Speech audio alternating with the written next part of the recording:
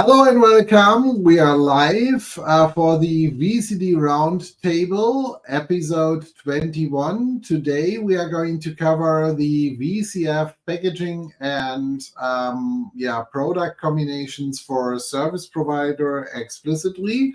With that being said, before we get into the details, quick round of introduction. With me is Sascha Schmuck, and then we hand over to... This is Matthias. Hi, and this is Tobias. Good. So, Matthias, you did spend some time to actually bring the VCF packaging a bit together so that we can cover a bit about what does it mean for service providers? Because as we all know, service providers will not have much of a choice in the new world anymore. They actually have to utilize the VCF Enterprise package, which is coming as a per-core license for everybody, and we will come to some of the details later on. There are a few add-ons you can buy, but as a service provider, at least according to all information up until now, you cannot have vSphere Foundation or anything else, so that is basically the only product packaging you can use. As much as we can all complain about that we potentially do not like all the products being packaged, I think as a service provider, we need to think about what is the best we can do out of it. And that's why we said it's like we are going to dedicate a few sessions of the VCD Roundtable to go step by step into individual products and actually talk about what are actual use cases for service providers and where you can utilize the new enterprise functionality, because in the past, many service providers just use standard and advanced feature sets. So that is going to be coming in the next few episodes. And for today, we are going to start with an overview of what's all included, and we will look into the first few products. And then as we move along, we will go into further details. Matthias, as the master of the slide deck, I'm going to give you the ball to do the intro on all of this. Oh, thank you so much. As you guys see today, we actually have a few slides just to make our life easier and to not skip anything. So the VCF basically contains the SDDC manager. We have vSphere, including TKG and the vCenter. We just use the official naming for all the bullets. We have VCF Enterprise with 1 TB per core included.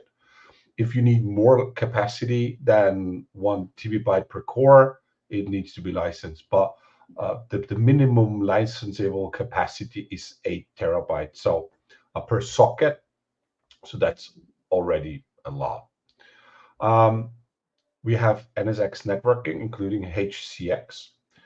We refer to it with NSX Networking because it's a bit different compared to the previous licensing model. And those 4 bullets are marked in green because these are the ones we're diving into today. Furthermore, we have AON, which is Aria Operations for Network, and the whole Aria Suite Enterprise is included in the base VCF licensing, which consists of the Operations Manager, Operations for Log, Aria Automation, my beloved Orchestrator, now with the new name again, and the Aria Suite Lifecycle Manager. So the Aria Suite Enterprise will be covered in VCD Roundtable 22, 23, 24, whichever. So it will be one of the next episodes. So let's dive into the first one in a bit. So on top for service providers, we have the CSP entitlement, and that's, as far as we know today, is unique for partners entitled in the service provider program. And the CSP entitlement contains Cloud Director plugins and extensions, the VCDA, but change to prior is we have both licensed, which is disaster recovery on the one hand and migration for VCDA on the other hand. So previously only migration was part of the license or kind of free of charge, and the disaster recovery has to be paid extra. Now it's part of the bundle, and we have chargeback and usage meter. So these are the products from the CSP entitlement. I think we are all familiar with those products. Let's start with the SDDC manager. And speaking of, I have a bit of an idea what the SDDC manager does, like manage vCenter and hosts, but it's a great pleasure to pass on to Toby. Thanks, Matthias.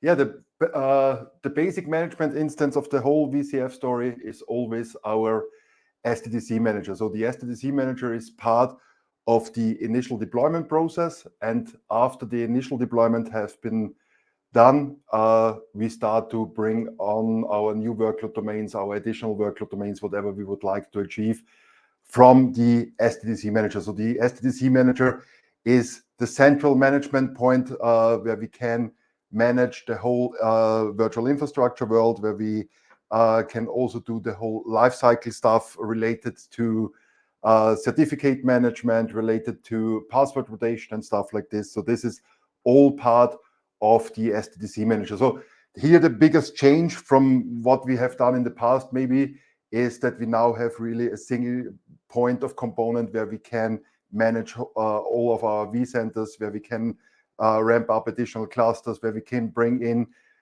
new hosts to our clusters, ramp up a whole new workload domain. And let's see what the future is bringing, how the whole multi-tenancy stuff is going on, because what we know so far as today is that in the long run, maybe it will be planned that we will have as a service provider the ability to provide a single workload domain to a single customer. So this is part of the whole SDDC manager story in the VCF part. Sasha, every single time I see TK something on a slide, it's your turn. Yeah, so it's TKG is included in the VCF package, so that means we have a few different options, and there are still a lot of open questions currently. So with VCF, we have the option to say we sell a complete cluster to customers, so dedicated for customers. And then maybe it makes sense to say, hey, we will deploy vSphere with Tanzu. So for these customers. On the other part, we have, or many of the service providers currently using CSE. Though CSE also deploy TKG, Tanzu Kubernetes Grid clusters. And here there are a few open questions. What happens in the future with the NSX Advanced Load Balancer and so on? And we try to figure it out for you. But that are currently open questions. What about the licenses? Because currently NSX Advanced Load Balancer is required for CSE deployments of TKG cluster. And yeah, currently it's counted or is written down in the informations as an add-on. And yeah, we need to figure out what is the way to license it. But yeah, Tanzu Kubernetes Grid is included. That's a good point. So we can go on with the Kubernetes stuff. Yeah, and I think also the vCenter servers and the ESXi hosts, because as Toby mentioned, if a service provider plans to deploy a dedicated workload domain for a single customer, it needs to be licensed as well. Yeah, sure. What's next? Oh, vSAN. Who's volunteering for vSAN Enterprise? Well, I can take everything except for the OSA and ESA piece. Go for it, Eve. So, I mean, again, I'm leaving the OSA ESA piece for someone else to cover that, because there are more competent people on that area in this call than me. So the good part for the service providers is, in the past, we had lengthy discussions always about consumption of vSAN for the service provider and how are we going to deal with that. And that's going to completely go away, because you now have one tip per core, which is automatically included. That basically, considering that you have 16 cores per socket minimum, so that if we think about 2 socket systems, so that already gives you 32 tip per physical host normally. In many cases, that will be pretty much what you have in the system anyway. And as it currently looks like, the vSAN add-ons are per tip and not per core, as Matthias said. So you can just actually buy tips on top of it. So let's say in total you have 10 hosts, each one of them has 32 terabytes included, but you have in total 400. Then you just actually buy the additional 80 tips and purchase them, and that's it. The good part is also, from all I heard so far, is it's going to be allocated. So let's imagine you have one cluster running on vSAN, the other one on Pure. You can actually take the core vSAN capacity from one cluster and utilize it in a different cluster. So it's basically accumulated across your complete, as far as I understand so far, VCF instance. But let's see where they end up from that perspective in the long run. So that is good for service providers. You have now all the features, so you can use erasure coding, you can use DDAP and compression. Many people actually enabled DDAP and compression in the past, not necessarily from a performance perspective, but primarily to really reduce the amount of used capacity, as used capacity doesn't matter anymore. It's always a question whether you want to keep it on, because it also had its other challenges with it. Beside that, you can also now utilize stretch clusters, data at rest. And when we look at these specific scenarios, that give us the advantage that as service providers in the past tried to avoid stretch clusters due to cost perspectives, this allows them now to really run management clusters if they are near enough to each other in a stretch cluster scenario. However, there are some limitations, when that is why I'm handing over the OSA and ESA piece back to Sasha, because he figured those limitations out for one customer already. Or Toby, if he wants to. It's up to you guys who's actually taking the ball from here. Toby? Yeah. So OSA and ESA is there. OSA is the old storage architecture. No, to be honest, it is the original storage architecture, and ESA is the enterprise storage architecture. So this is, from a naming perspective, the difference. What is the difference technically behind? Technically behind is OSA was capable of using all flash in an SSD only behavior, or maybe also in a hybrid scenario, where you have utilized SSD as a cache disk and magnetic disk as a capacity tier. ESA is an NVMe only based solution. So we only have the capability of using ESA supported NVMe devices, which also has changed the whole disk management, because in the original storage architecture, in the OSA part, there was always the need of having disk groups and stuff like this. In ESA, the whole disk group management and so on is gone. But as Yves already mentioned, there are some limitations at the moment from a VCF perspective. So at the moment, for example, ESA is not capable of being utilized in a stretch cluster behavior. So we cannot utilize ESA at the current time in a stretch cluster. To be honest, it is already there in pure vSphere or in pure vSAN. So it is just a limitation from VCF at the moment. So I would say in the next couple of weeks, maybe months, also this limitation is gone. But yeah, it is something we should have in mind currently, that ESA in stretch cluster in a VCF portion is not working.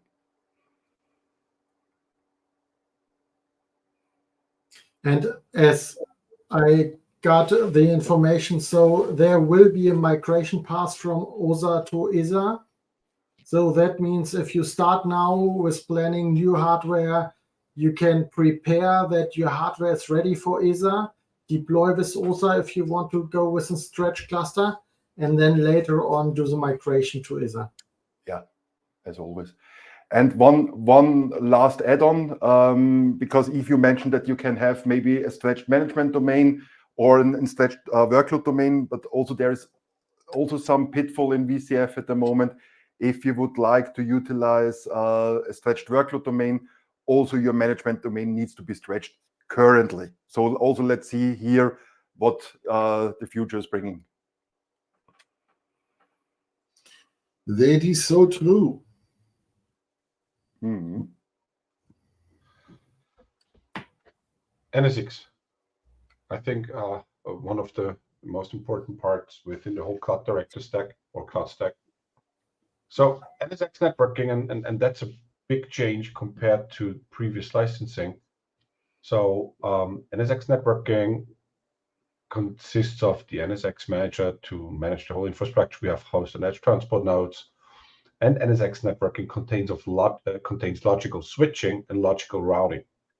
But its routing is based on the service router component of an edge transport node as well, or a gateway, and as well as the distributed router component. This listing does not contain any security features, and that will be covered in the next slides, because that's something we really want to point out, a change in terms of licensing compared to the old model or the old program we had. On top of NSX, we now have HCX. Being honest, I have no idea if it was part of the old license model, yes or no.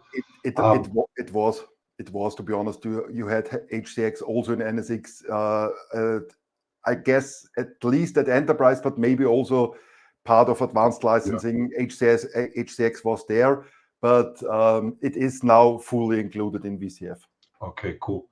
So this is just a movement, kind of a movement. HCX is just not part of VCF, but was there. So we have the features like workload migration, layer 2 stretching, and bulk migration, live migration of workloads from A to B. So that's all part of that product. But one of the biggest change, at least from my point of view, is the whole security approach, or the licensing for security. With the VCF model, none of the NSX firewalls are part of the base or the VCF licensing. So previously, the gateway firewall of NSX was part of the base license.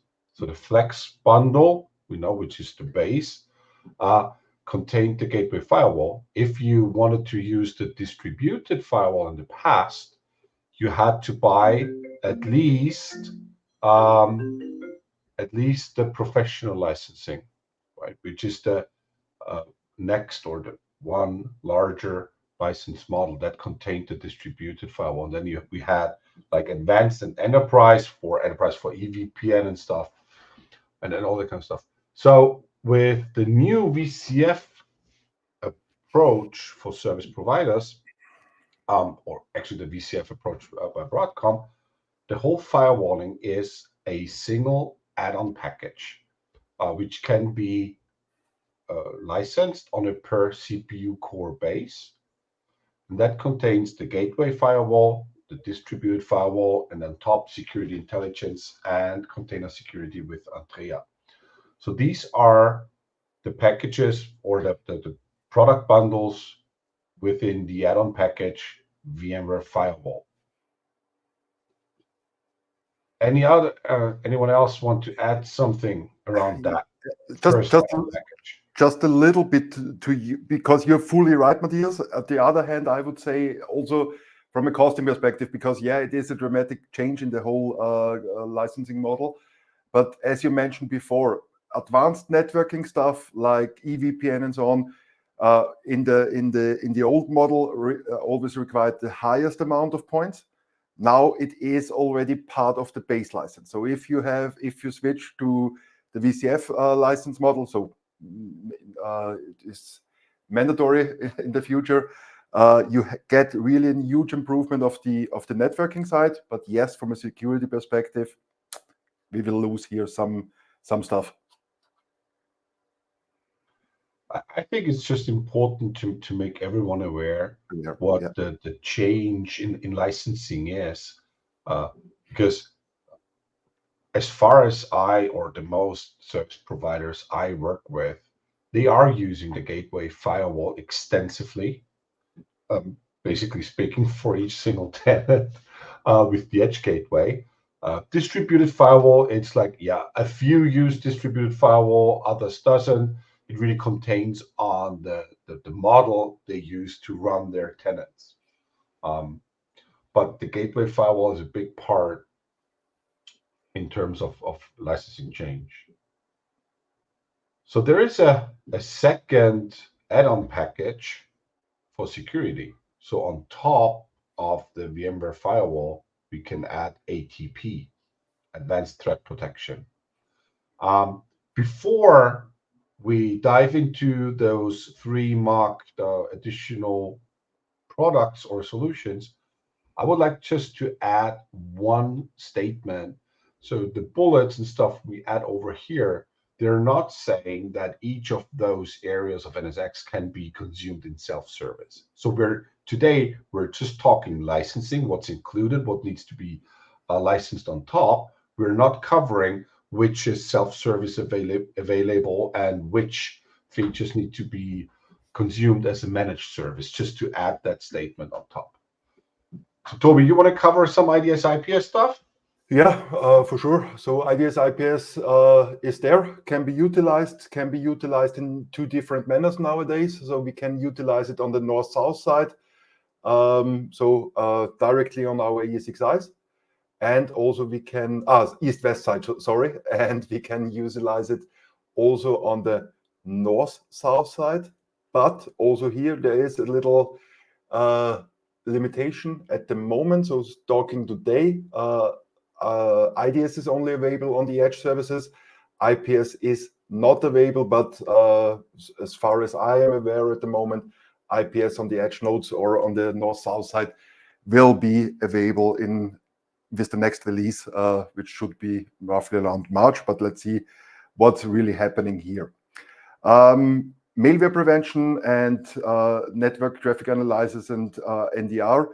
Also here, some important stuff around. You need the whole network application platform of NSX, which is deployed as an Kubernetes Helm chart. So to utilize the whole malware prevention, the whole network traffic analysis stuff, and the NDR stuff, so the network detection and response stuff, you need to provide a Kubernetes environment and deploy there the network application platform as part of your NSX setup. Then we can utilize it. But as Matthias already mentioned, please be aware at the moment from the whole advanced features, only IDS IPS is part of the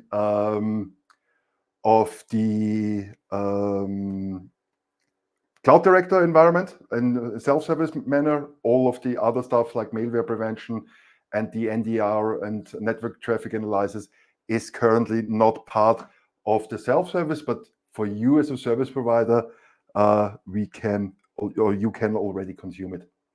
And we get a question. Well, I think it's more a statement, and it's exactly what we've already said. Deployment, consume gateway firewall, mainly in self-service. That's cool, and because it's base model, some allowed for DFW.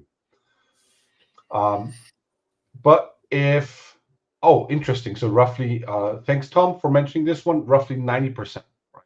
90% edge perimeter edge firewall, no DFW stuff.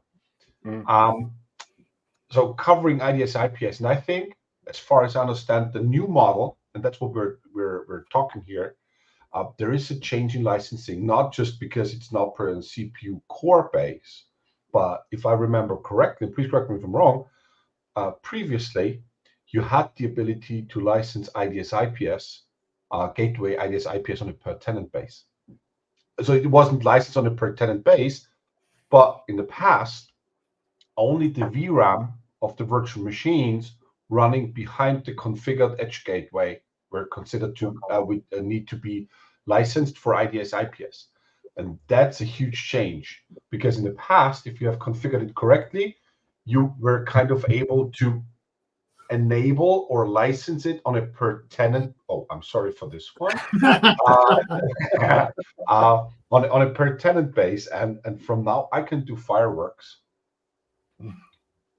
Oh, I can't. No, that's firework. So in the past, I was able to license it on a per tenant base, and now it's more on a per CPU core. So I would currently assume it's more on a per cluster, per workload domain-ish approach.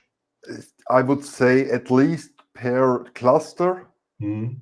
but also, and as we mentioned it already before, in the long run, we have already heard some rumors. We always say we don't talk about rumors, but we clearly heard some rumors that in the long run, the plan is to have pair tenant VCF and workload domain deployment. And then, okay, And it makes perfect sense. Then it makes perfect sense. So, but let's see what the future is really bringing here. Yeah. But today we're just running the session just to talk about differences between the old licensing model and what we think changes with the new model and what colleagues of service providers should take care of. Eve, you're so quiet. I'm not used to Eve not talking. You explained everything perfectly well. Why should I interrupt you? You are a liar. It might just be that I'm talking so much in the last couple of days that I'm actually finding it pretty relaxing to not talk for 15 minutes. So again, and now we can just do a bit of chatting about the topics we covered, because we're not aiming to read or to change that format to slide deck overwhelmed format. That's not our goal. We just use a few slides to support our thoughts and what at least for the next sessions, we maybe still will utilize slides. Yes, for a few, but I think that's okay. If you're not, it's nothing happens.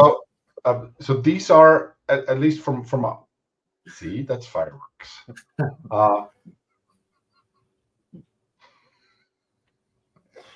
So we need to explain that to those who are just listening. We are just making fun in the video recording by making all kinds of interesting signs, so to get the FaceTime mechanism to bring up all kinds of weird things.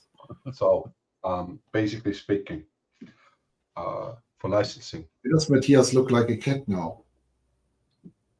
I'm not doing that. Next time maybe.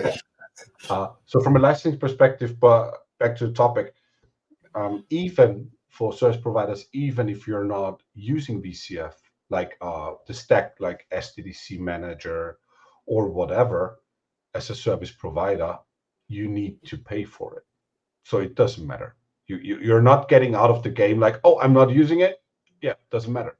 You're not using, and that will be part of the next episode. I'm not using the Aria Suite Enterprise. Yep. No one cares, just being honest. So maybe start thinking about how can I gain advantage? How can I provide better services to my own tenants using additional products like Operations for Log, Operations Manager. Yeah. And yes, if I say Orchestrator, right? They left something in for the old guys. And and still, it's at least since Matthias just mentioned the whole Aria suite, and we will cover Operations Manager in one of our next sessions. But also here, I would say, especially the Operations Manager really can support our service providers for right-sizing their environment. And right-sizing, as we already covered it, will become more and more important since the whole VRAM story is gone. So, and I would say it will never come back. So we really need to have now a look at the whole core story, and now right-sizing really becomes an interesting part of the environment. But two things I want to add. Firstly, Eve, speaking of cats, there he is, right? And secondly, Eve, you mentioned something about hosts which are installed but not actively used, but there was more a disaster recovery scenario. So here's the point. One of the complaints in the last couple of months or weeks was that the core licensing model is a bit putting the disaster recovery customers at risk, because for service providers, licensing a lot of cores for unused systems is going to be a very bad scenario. The idea which we at least heard, and we heard that several times in the past, and then it was gone, and now it seems to come back again. The idea sounds like that in the future you can actually, the license count for cores seems to be only based on hosts which have active running VMs. So from that perspective, you could, in theory, deploy a cluster which does not have any actively running VMs. However, that would still mean there are potentially NSX appliances and other things on it. At that point in time, you would need to pay for it. The other thing is, if that host has storage capacity attached, that would mark that host as active as well, as far as I understood from some of the discussions I heard. So there seems to be at least something coming, but reality is those service providers running BCDR from that perspective typically would not use vSAN all-flash to store the capacity of the customers. So they would have, let's say, more decent capacity storage behind it. And in that specific scenario, you could have a workload cluster with, let's say, low-cost storage behind it, and then just pay for VCF on demand, which is, according to the latest documents, hourly. So if a customer wants to run a test run and is going to utilize a handful of hosts only, then they could do that. Again, this is at the moment pure speculation and based on rumors. So this is not in the contract. I mean, the hourly is in the contract, but that it will only count hosts which are going to be which are going to host VMs.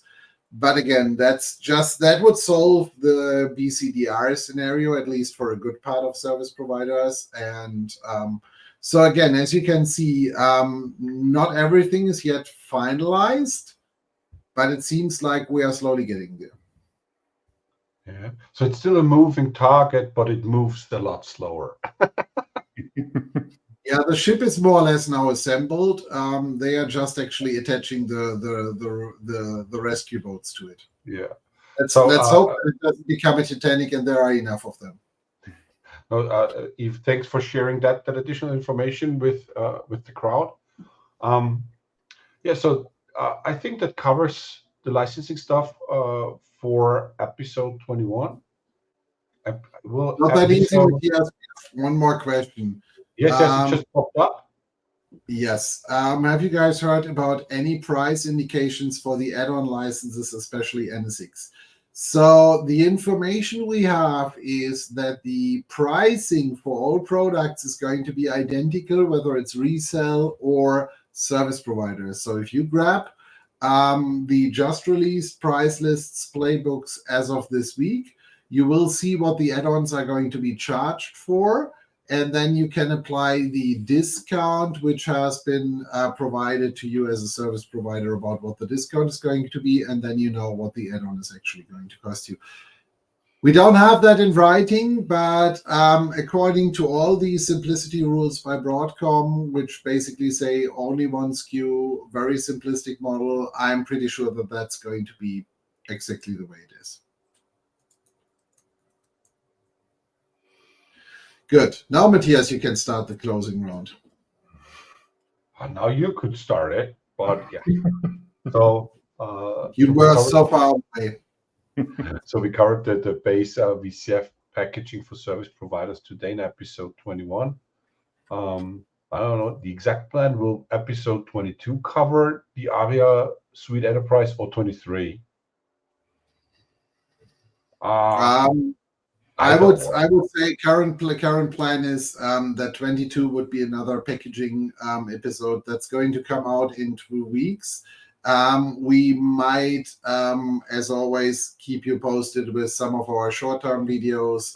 If anything in between urgently happens, I don't currently foresee that there is anything from that perspective. Oh, we got a final message. Oh no, the worst news ever. News ever, yeah. Just saying it. I'm not sure what that relates to, but okay. Yeah. So famous last words.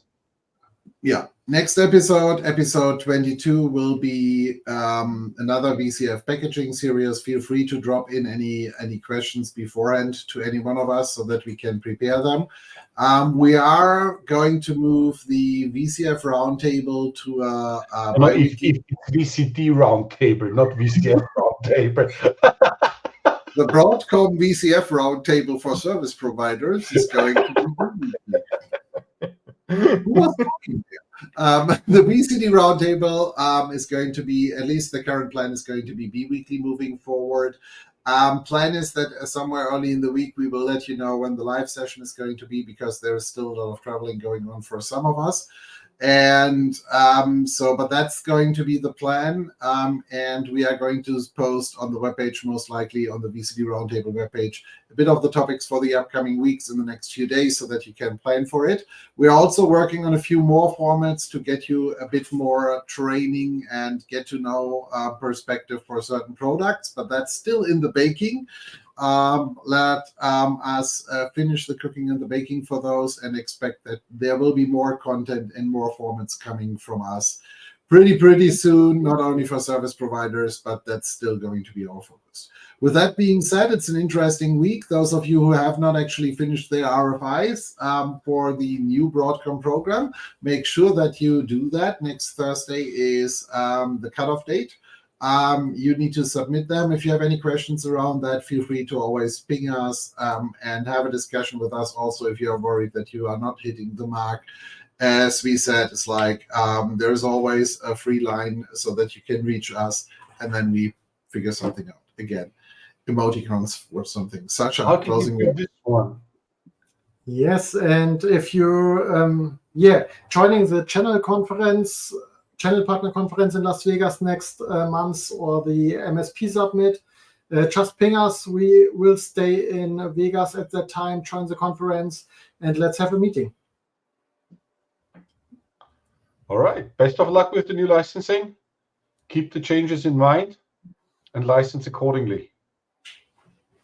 Everything said, I would say. Yeah, thanks. See you. I'm waiting for Toby to change the color again. See you all. Have a good day. Bye-bye. Bye-bye. Disco Toby.